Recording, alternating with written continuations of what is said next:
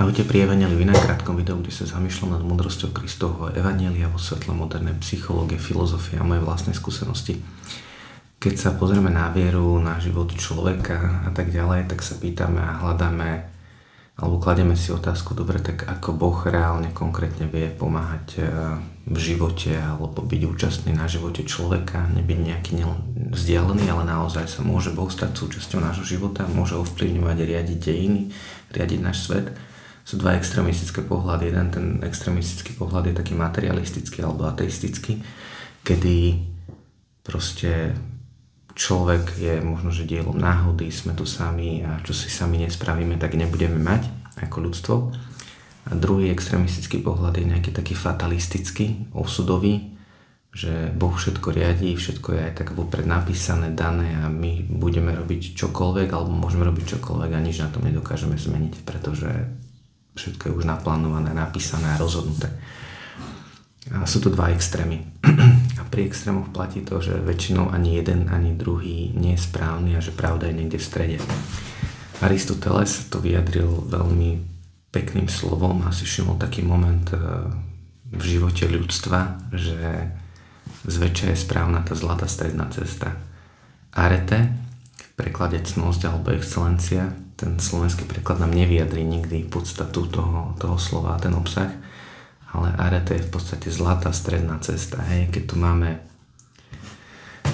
nejakú, neviem, príklad, máme tu nejakú odvahu, tak nedostatok odvahy je zbabelosť, príliš veľa odvahy znamená nejakú takú zbrklosť a proste skočím z lietadla, jedno či mám padak, nemám, zbabelosť je zase, že neskončím, aj keď ten padak mám. A tá zlatá stredná cesta, tá excelencia je, že ten padak si dám, prekonám strach a skočím, ale s padakom. Hej? Čiže je v tom aj odvaha, aj v tom aj opatrnosť, je to zlatá stredná cesta. A rovnako je to s činnosťou Boha v našom živote, že veľakrát sú veci, ktoré v živote vieme zmeniť vlastnými silami, s Božou pomocou samozrejme vždy, ale je nutná naša aktivita. A sú veci, ktoré v živote nevieme zmeniť. Hej. Stoici mali ten jasný postoj, že vo svojej moci a kontrole máš svoje myšlienky a skutky, ale výstupy skutkov nemáš ako keby pod kontrolou. Čiže čokoľvek robili, o čokoľvek sa snažili, vždycky tam bola tá klauzula, že deo voluntáre, ak Boh bude chcieť. Ale stoici nikdy neprišli k osobnému poznaniu Boha, k poznaniu Boha, tak ako nám ho predstavil Ježiš, keď nám hovorí, že kto vidí mňa, vidí Otca. Hej. Čiže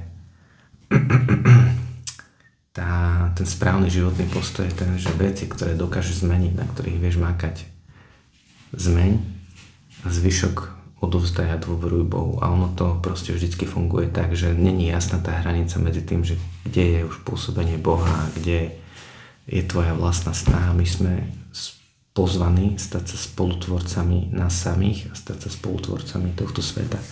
Boh nás používa ako svoje nástroje na to, aby sme išli k ostatným, dávali svoju lásku a zároveň je tam veľmi osobne prítomná jeho láska. Hej. Kde ste dvaja, traja zhromaždení v mojom mene, tam som ja medzi vami, čokoľvek ste urobili mne, čokoľvek ste urobili komukoľvek, jednému z týchto mojich maličkých, mne ste urobili. Čiže v tom našom životnom postoji, v tej našej životnej snahe o nejakú dokonalosť a o tom priblížení sa Kristovi nesmieme zabudnúť na to, že my máme v moci náš spánok, naše jedenie, naše pitie, stravovanie, naše fungovanie, našu fyzickú schránku a sú veci, ktoré nemáme pod kontrolou. To, čo sme možno zdedili v životné okolnosti ľudí okolo.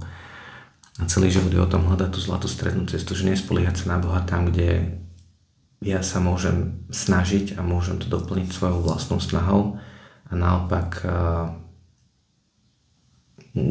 veci, ktoré nedokážem ovplyvniť, si nevzťahovať na seba a nebať sa o ne. Že je to taký neustále hľadanie toho balansu, kedy toto ešte môžem spraviť ja a toto už odostám dôveru Bohu.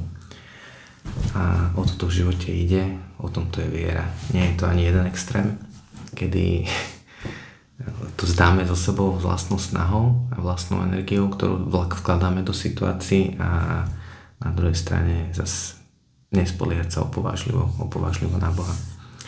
Prajem nám všetkým, aby sme dokázali v živote nachádzať tento stred a dokázali to, čo vieme zmeniť, zmenili a to, čo nedokážeme zmeniť, aby sme dokázali odovzdať tomu, ktorý to má naozaj všetko v rukách. Nemáme sa očovať.